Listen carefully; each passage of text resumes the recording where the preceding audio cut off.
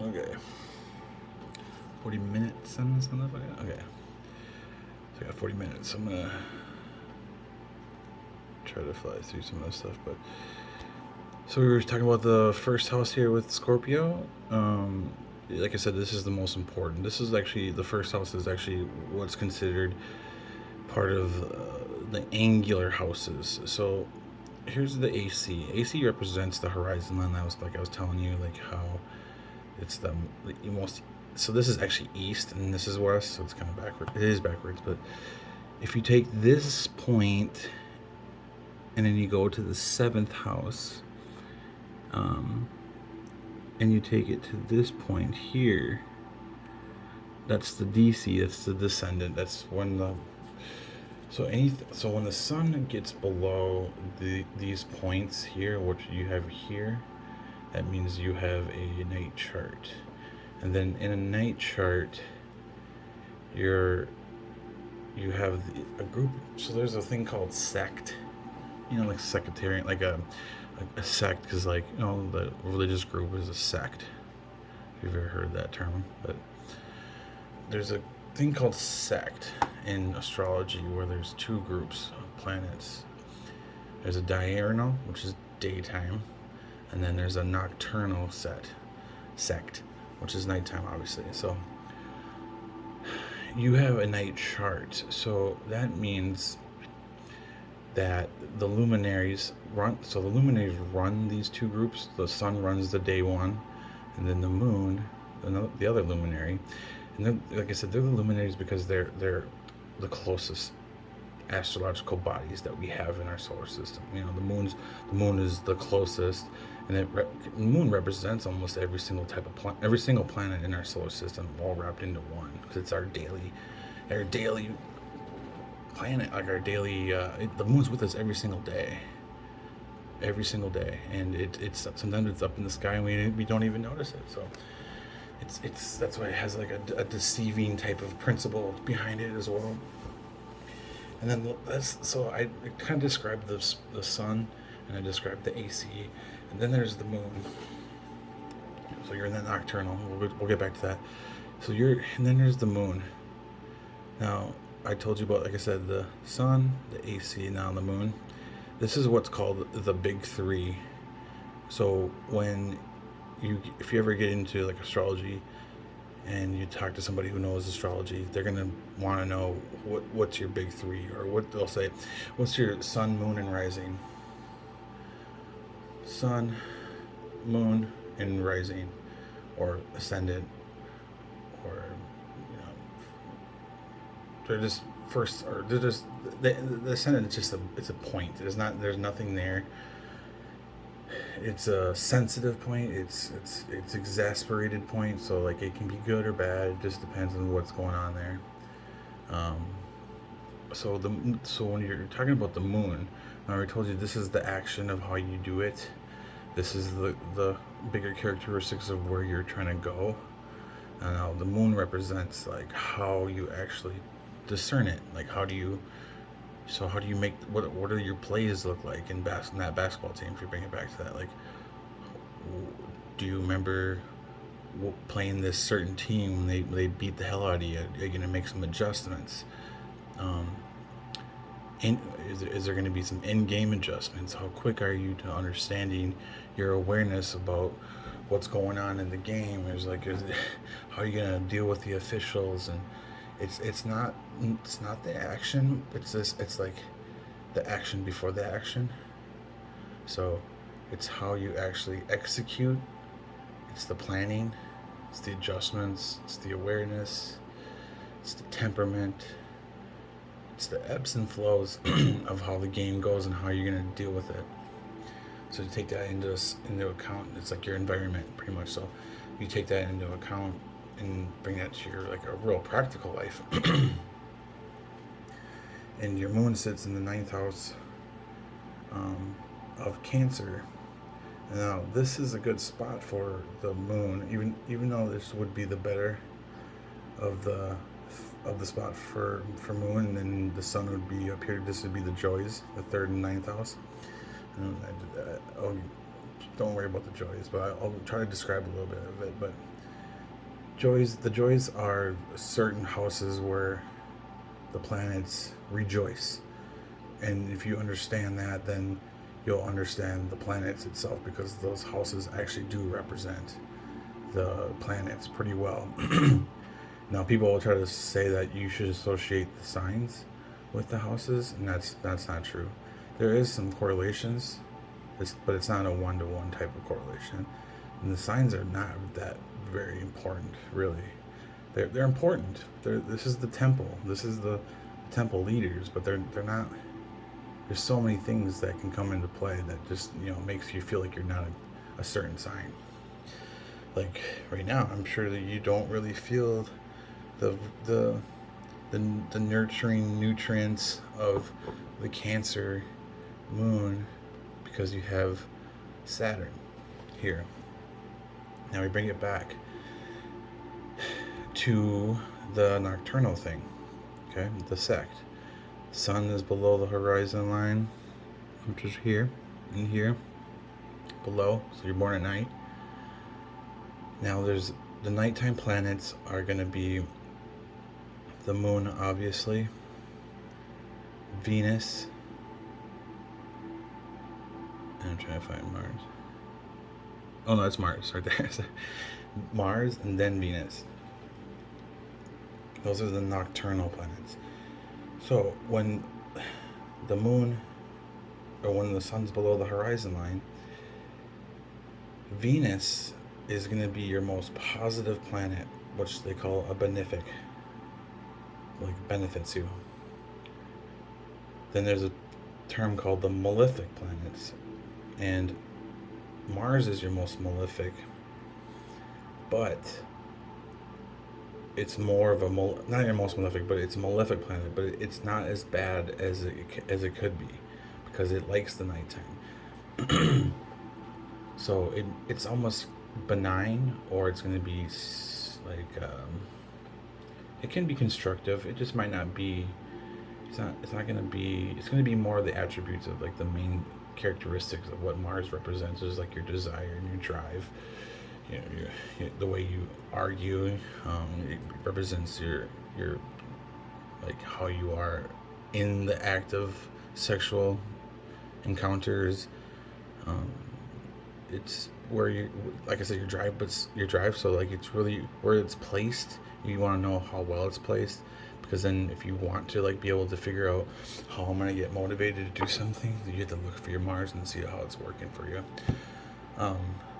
But if it was a daytime, this would be the lesser benefic Venus, so not as beneficial, still decent, but not that great. And Mars would be the most malefic. So again, Moon, Venus, and Mars are your nighttime planets, because you're born in the nighttime. So then there's the other team, right? So here's the Sun, Jupiter, and Saturn. Jupiter in the daytime chart would be the most benefic. Saturn would be your most malefic, or more constructive and benign than Mars would be. So in the nighttime chart now, since these are daytime planets, it's nighttime, so they're not as. This is not as good, and this is really bad.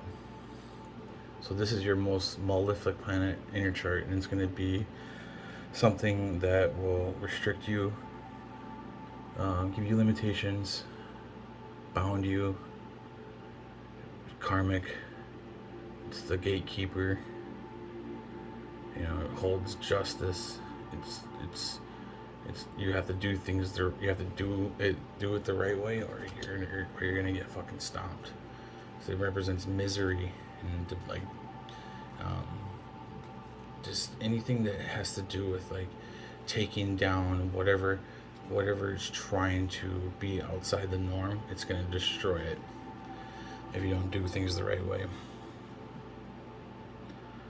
So that's just kind of like an overview of. I mean, you might be a little confused, but it's just an overview of just trying to show you when I start talking about some of these things that you might if you kind of get what I was saying, then you can kind of maybe follow along. Um, then there's Mercury here too. Mercury is neutral on both sides, so it can be malefic or benefic. It's when it's more malefic, it's more of like a trickster. It's kind of deceitful. It's even plays its games. It's a very Mercury represents a very higher consciousness of ourselves. So it's like represents like our math and science and basic arithmetic and conscious communication and how we learn, what what motivates us when we're learning. Um, represents like transportation, and so um, like I have mine in this. I had Mercury um, just go conjunct, which means it's like next to each other, like right here, with Saturn in the sixth house. And the sixth house is a generally not a very good house to have planets in, but just wait. Um, and when like I said, with transportation, when this planet conjunct this planet in this house for my chart, this is like represents like paying your bills, and if you don't or whatever, or if you maintenance on things and you don't fucking get it figured out, this is gonna make you pay the piper. And with Saturn already being there, like I said, Saturn was like pay the piper kind of shit. Like I was, since I quit my job quit my career as an electrician, it's been tough for me. And as soon as I went conjunct, I got a new car. I had to like get rid of this one car and buy another car that was a little bit cheaper. But it was a fiasco because I wasn't doing things the right way until Mars came. Mercury came into play, and it made me feel like I was okay because I got my other car fixed that I had for like 3 or 4 years, a really nice car, and shit was breaking down on it, but I got it fixed. So I was like, yeah, this is sweet. I'm gonna make it. I'm gonna cut a deal with the bank and all this stuff, and then nope, call the bank, and Saturn's like, nope, you're gonna do things the right way. So I said I had to sell it, which I did, and got a different car, which I got a nice car actually though. So now let's see here.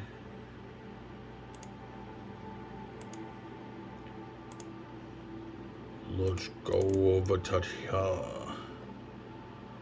So this is gonna be the solar return for the year. So when you were just like what is like 4 days ago on the 29th was your birthday, or 28th.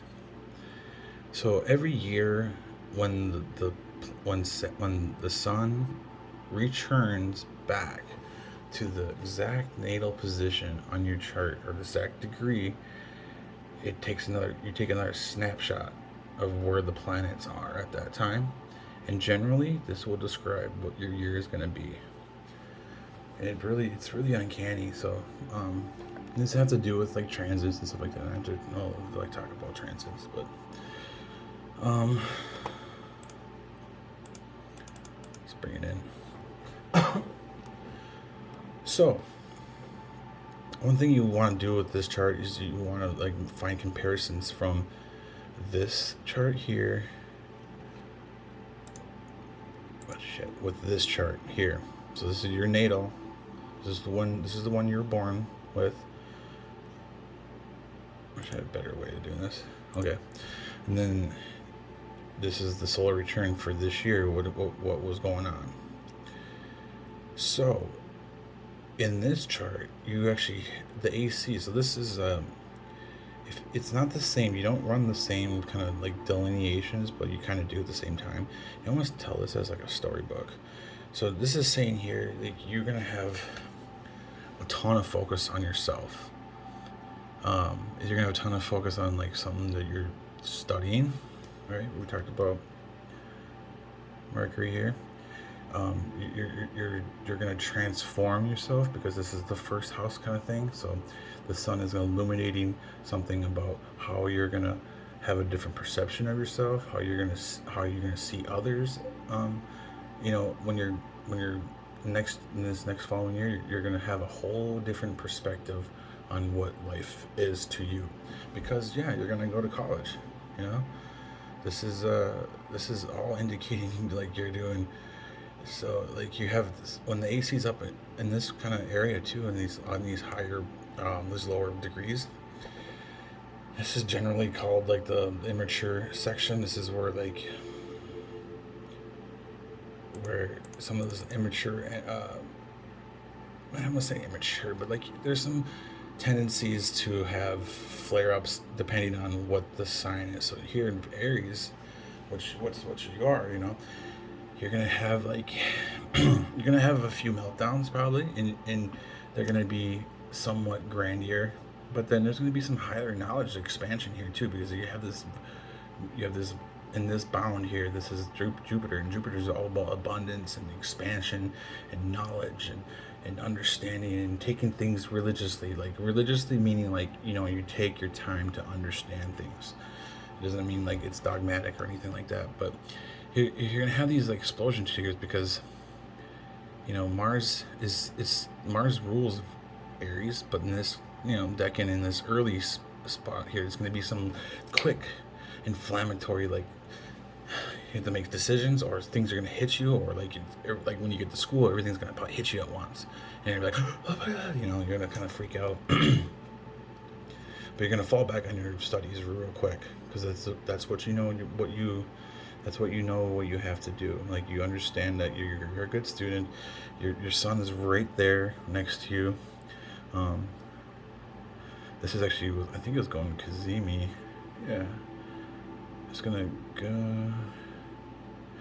Yeah, it's going Kazemi, so that means it's gonna get super close to the sun, so where you can't see it. And then when Mercury comes back out, it's gonna be a more rejuvenated type of Mercury. So um, by the time you get to school, though, this is gonna be a middle-aged Mercury at the time, because it's already gonna probably go through halfway through its process of, well, it does like 3 retrogrades per year, and that's what that means when Mercury and Venus go conjunct with the Sun, and they do a certain type of configuration. They go Kazemi, and then they start a new cycle. Those are big deals, especially if you have that in your natal chart, and I can look at that up too. But like I said, you're gonna have these really intense moments of like study, but you're going to be communicating a ton. You're going to have a new way of probably looking at yourself, how you're going to communicate. um, your outlook on life is going to be more centered about yourself. But you do have these squares here, so you're gonna have a tough time still trying to figure out what you want to do. And it's like you have this at this another 0 degree amateur area, but this is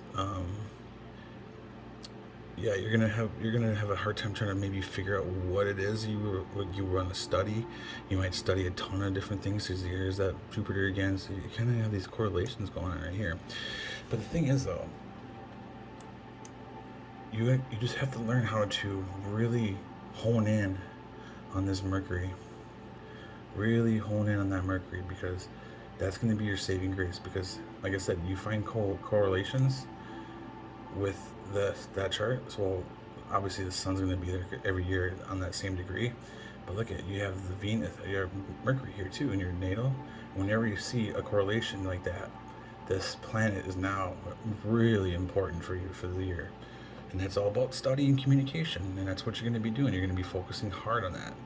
It's kind of crazy how that works out like that. Now, first house, so you're trying to figure out like what it is you want to do. And the reason why I said nutrition is because this house here represents nutrition. It represents ailments. It represents disease. But you can use that stuff for a very good purpose. Like you could be afflicted by it, or you could use it to your advantage. But this is what I'm saying is like you have this like learning type of energy here, and you're in the higher degrees, so it's more, it's still like it's a little more, this is more lazier, but it's mature. It's mature, and it's like grandfather. So like you'll have to be motivated to do things sometimes. That's what you probably have issues with, like depending like if you like it or not, whatever you're learning. But once you do, you kind of get that momentum rolling because you have the sun here, just gonna illuminate anything. And like I said, this house is it's generally called the house of bad luck. And the reason why you have it says that because like there's no possible way like these planets could ever make any aspects to your first in the first house. If anything can make an aspect to the first, then you're that's kind of sitting like even though these are squares, but this is helping you grow because this is your character. This is who you are. If you got stuff coming here, that means you're going to be really strong in these areas. Like sometimes like the squares are they're not good, but like you'll learn from them. You won't forget it. Um, so there's one thing that's what that's why I'm pointing to that type of energy with nutrition and like the science behind it, or being some type of researcher for it, or where you have to communicate a lot of energy about talking about. You said food, like you could find like you can find a fun industry about food and nutrition and what causes diseases or whatever. There's so many ways you can take that. So like I think this will, once you like maybe find the right niche, if you just take a look and just maybe take one good year at just seeing what is he full of shit, and try to just take a look, and I guarantee you're gonna find something that's gonna really interest you. And I'll probably have to do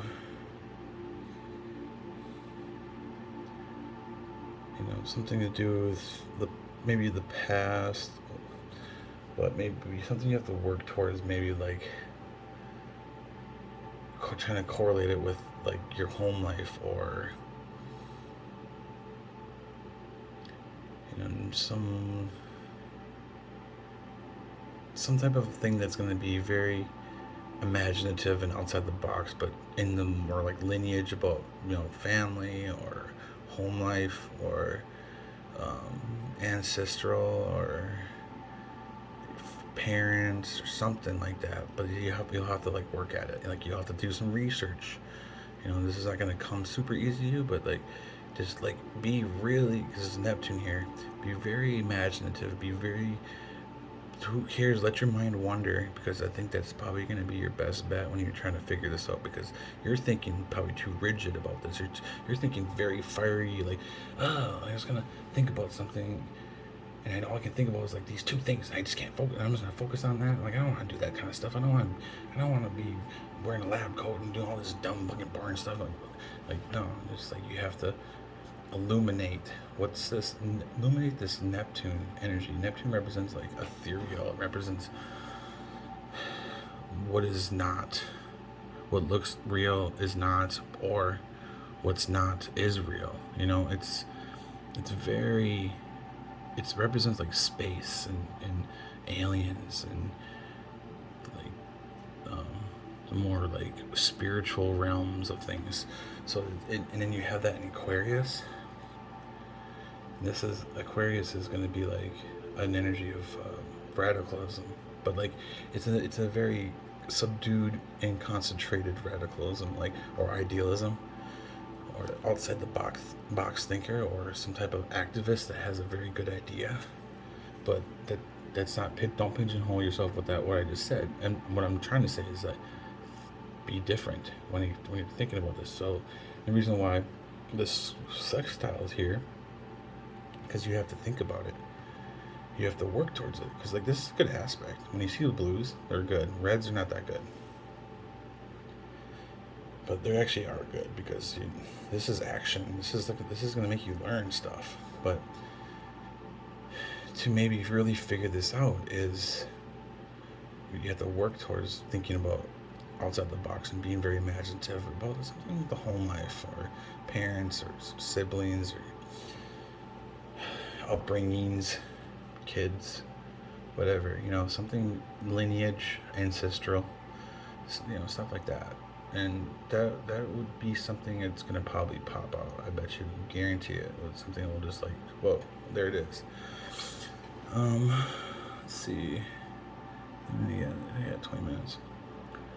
I'm going to get to all of it, but you said you wanted, like, you're talking about food, like this would be a very good food type of sign. Any earthy sign is going to be really good at food.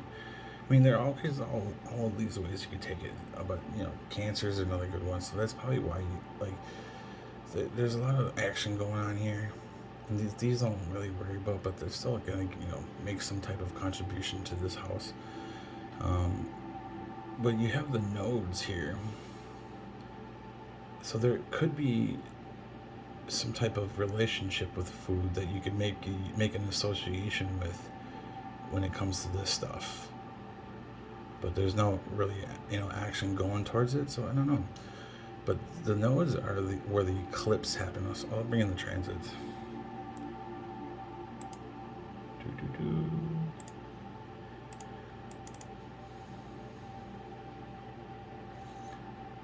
Okay. Can't tell if this is. Yeah, okay. I'll zoom her in. So. I guess it won't move over. So. Nodes, okay. We were talking about this is the same chart. It's just now see these green things on here.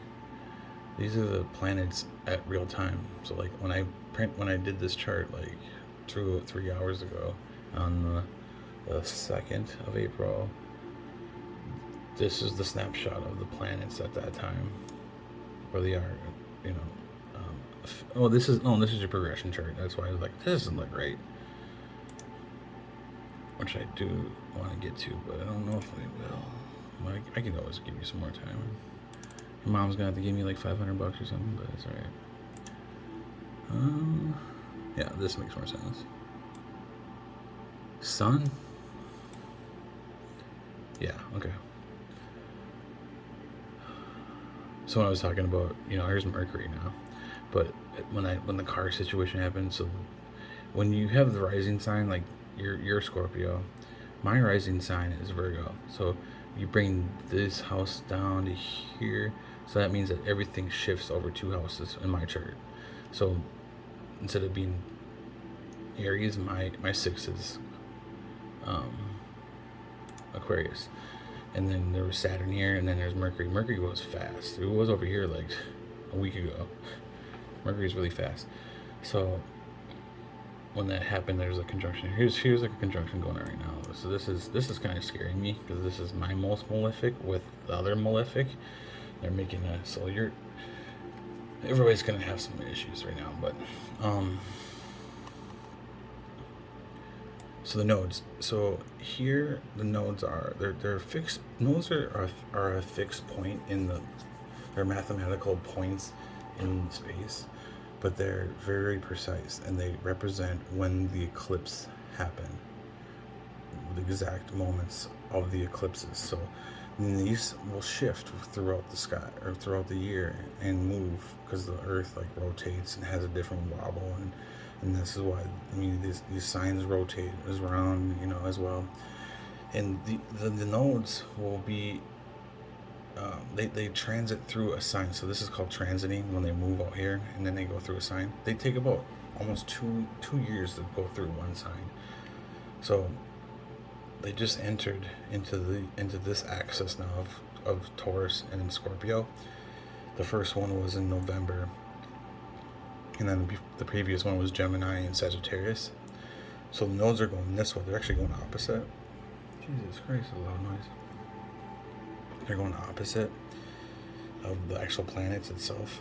And so you can see that they haven't gotten too far in, but they're actually decently far in. So once these points actually reach here, this is once this type of action kicks off. And when the nodes kick off, they're called like great new endings and great new beginnings. So there could be a new beginning with food, if you want to make a relationship with that, because the 7th house represents relationships of all kinds. It's people like to say, oh, it's the house. These people about me, I don't know if you hear that, but they're so loud. But this is the house of relationships of all kinds. People will represent this and oh, this is where you find your lover, which is true, but actually the 5th is a lot more expressive for that. but this is like it is kind of true because it's like this is the type of person you kind of like attract when you do like somebody or what you bring it like what catches your eye and what you attract is like this kind of earthy Taurus, stable, reliable, um, predictable, immovable, stubborn type of person. So once these, like I said, once these hit these points here, um, I mean, they're already starting. This has already been. You might be starting to feel some type of shift happening in your perception, in correlation with some types of relationships in your life. They're starting to maybe show. And this is your first time that these points have actually made it all the way around the chart too, because they take about 18 years to get around the whole chart. So this is pretty big for you. Um, and then you have that in the first and seventh too. And this is this is the angular houses too. So the angular is like the most potent, the most action-based houses in the chart, and it's the first, the fourth, the seventh, the 10th. Character, home life, relationship, job. So like I said, the reason why I brought that up is because I was talking about um, you're talking about food. There's just not really much that indicates that to me. Like you can look at your Venus sits too, and that's a good. That was another reason why I was like maybe, because Venus rules Taurus. When a sign that rules its sign is in the same house as it, I mean, if the ruler Venus is in the same sign as Taurus and actually Libra as well. Libra is right here, but it's not there. If a ruling planet is in the same house as the sign it rules over, that's called being in its domicile or home. So if it's in its home, this planet is very, very positive for you. And guess what? That's your fucking most benefic planet too. So like you're gonna have some, but it's in that like immature. I mean the lazy stage though too.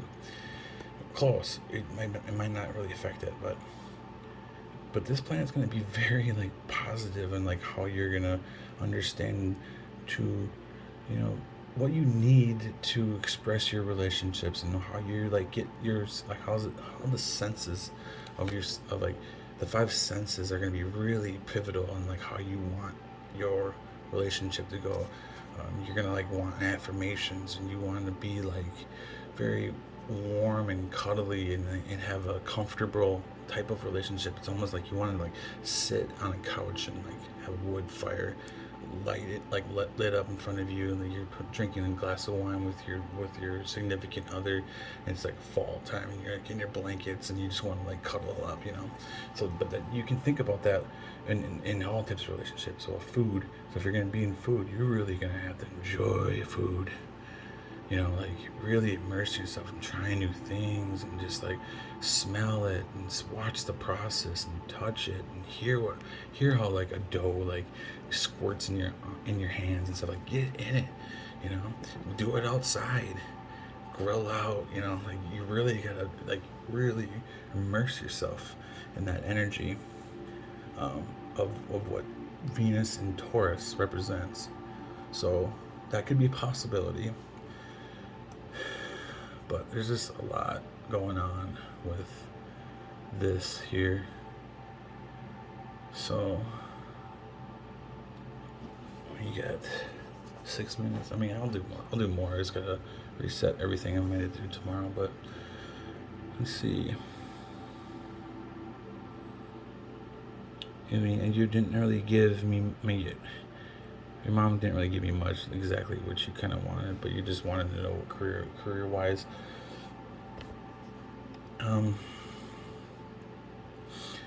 Here's like another thought too, is like with not nutrition, but this can be also like psychological type of energy where you help people in a psychological way. But that doesn't mean you have to be a therapist or anything like that. You can be like you could run a soup kitchen, or you could run a youth program, Because another thing too is like you have this too, like uh, the Jupiter in your 11th house of groups, and they're all, and see it's connected here sextile, and it's connected here to this house where the moon is, but it's not quite connected, but it's, it takes down that list, this Saturn. And when I said like Saturns are most malefic, I try not to like try to, focus on it too hard, but but I will go to it. And what I mean by like malefic, it's like your most like nuisance, your most deviant, your most problematic, most troublesome, habitual type of negative energy, persist in the realm of higher education. Um, it will journalism, writing, philosophy, pilgrimage, spirituality, understanding of the meaning of things, communicating that. Um, you know, this is how you express your spirituality. So you'll have an expressive nature. Like you want to be very motherly in your spiritualness. And when I say spiritual means like it can mean like how you embody yourself in your in your work. You don't have to be spiritual per se, like like pray to a god, but you can be spiritual in how you do your work. Like you embody it, and you. So if you wanted to be like, so when I say embody it, like if you wanted to be a therapist, you have to embody compassion and understand sorrow to the point where you will cry with them. That's embodying it. That's actually being one with what you do. And um, you might have a hard time doing that because you might have been